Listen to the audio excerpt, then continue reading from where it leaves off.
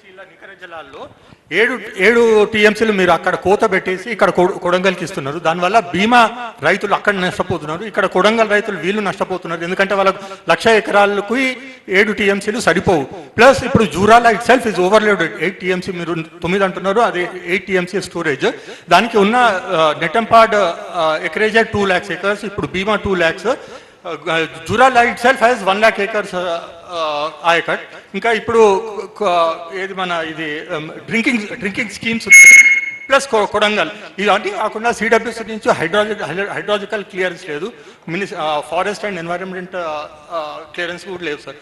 ఎట్లా నీ ప్రశ్ననా టీఆర్ఎస్ వాళ్ళదా? నీ ప్రశ్న అయితే మీకు అవగాహన కొంచెం తక్కువ ఉంది. నా దగ్గరకు వస్తే మొత్తం డీటెయిల్ చెప్తా. ఒకప్పుడు ఒక్క టీఎంసీకి 10,000 ఎకరాల కింద ఆయకట్టును లెక్క కట్టిరు. ఇప్పుడు ఒక ఎకరాకు 15,000 ఎకరాల కింద లెక్క కడుతున్నాం. బీమా కింద మొదట ఉన్నది 2 లక్షల ఎకరాలు. ఆ 2 లక్షల ఎకరాల ఆయకట్టులో కొంత బీమా నుంచి కల్వకుర్తి లిఫ్ట్ ఇరిగేషన్కి కొల్లాపూర్లో టేలెండ్లో ఉన్న బీమా ఆయకట్టు కల్వకుర్తి ప్రాజెక్టులో కృష్ణారావు గారు మా దగ్గర నుంచే నీళ్లు పోతున్నాయి, మాకు బీమా టేలెండ్ ఎందుకు, కల్వకుర్తి మా దగ్గర నుంచి పోతుందని కొంత ఆయకట్టు డిలీట్ చేసి కల్వకుర్తిలో కలుపుకున్నారు. 15,000 ఎకరాలకు ఒక టీఎంసీ కింద లెక్కగట్టి మిగిలిన నీళ్లను సేవింగ్స్లో ఉమ్మడి రాష్ట్రంలో చివరి జీవో మక్తల్ నారాయణపేట కొడంగల్ ఎత్తిపోతల పథకం నేను తీసుకొచ్చిన 7.5 టీఎంసీ 1,00,000 ఎకరాలకు నికర జలాలతోటి. ఈరోజు నికర జలాలకు అనుమతి ఇచ్చేటప్పుడు ఇవన్నీ లెక్కలేయకుండా లేరు. నువ్వు ఏదో ఆ కేసీఆర్ పుస్తకం లైబ్రరీలో పుస్తకాలు చదివినట్టు నువ్వు రాహుల్ అట్లా పుస్తకాలు చదవకు. సంపూర్ణమైన అవగాహనతోనే ఆ ప్రాజెక్టు తెచ్చుకున్నాము. నా మీద కోపం కొద్దీ నా ప్రాంత రైతులకు ఈ 1,00,000 ఎకరాలలో మెజారిటీ మక్తల్కు ప్రయోజనం ఉంది, తర్వాత నారాయణపేట, తర్వాత కొడంగల్. ఈ 3 నియోజకవర్గాలను చివరికి కొడంగల్కి ఇవ్వాల్సి వస్తుంది నీళ్ళు అని చెప్పి మక్తల్ నారాయణపేట కొడంగల్ ఎత్తిపోత పథకాన్ని తొక్కిపెట్టిండు కేసీఆర్ జీవో నెంబర్ 69. అందుకే ఈరోజు మేము వచ్చిన తర్వాత ఇప్పుడు పిలిచిన టెండర్లలో 98% పబ్లిక్ కన్సెంట్ తోని భూసేకరణ మా మంత్రి గారు అక్కడ కూర్చొని చేపించిండు.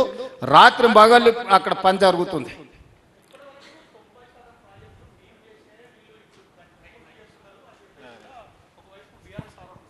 ఇప్పుడు నేను చెప్పేది అది ఆరోపణ కాదు, అబద్ధాలు. అది ఆరోపణ ఎందుకైతుంది? పచ్చి అబద్ధము. జూరాల వాళ్ళు కట్టిరా, కల్వకుర్తి వాళ్ళు మొదలు పెట్టిరా, భీమా వాళ్ళు మొదలు పెట్టిరా, నెట్టంపాడు వాళ్ళు మొదలు పెట్టిరా, కోయిల్ సాగర్ వాళ్ళు మొదలు పెట్టిరా, పాలమూరు రంగారెడ్డి సర్వేకు ఆయన మొదలు పెట్టినా? ఎవరు పెట్టిరు? వాళ్ళు అబద్ధాలే తింటారు, అబద్ధాలే గాలి పీల్చుకుంటారు. మొత్తం అబద్ధం అంటే వాళ్ళ నరాన అబద్ధం జీర్ణించకపోయింది.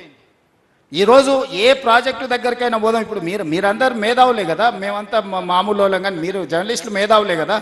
ఈచ్ ప్రాజెక్ట్ ఏదో ఒక ప్రాజెక్టు యూ నేమ్ ఇట్, మీరు ఒక ప్రాజెక్టు పేరు చెప్పండి. దాన్ని పుట్టినప్పటి నుంచి ఈ రోజు వరకు ఏముందో దాని మీద చర్చ చేద్దాం. ఇప్పుడు వాళ్ళు తోసింది మాట్లాడతారు, వాళ్ళు మాట్లాడిన ప్రతి అబద్ధాన్ని మీరు నమ్మితే మీ మీద జాలి పడడం తప్ప నేను చెప్పగలిగిందే లేదు.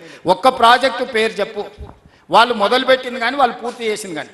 పాలమూరు రంగారెడ్డి కూడా కాంగ్రెస్ ఉన్నప్పుడే కదా ఇచ్చింది, ఉమ్మడి స్టేట్లోనే కదా. 2013లో చిన్నారెడ్డి గారు, డికేఆర్ గారు, మల్లు రవి గారు, విఠలరావు గారు అసెంబ్లీలోనే చెప్పిన కదా జాతకం అంతా. సో మొట్టమొదటి దాంట్లో మీద మొదలుపెట్టిందే విఠలరావు గారు.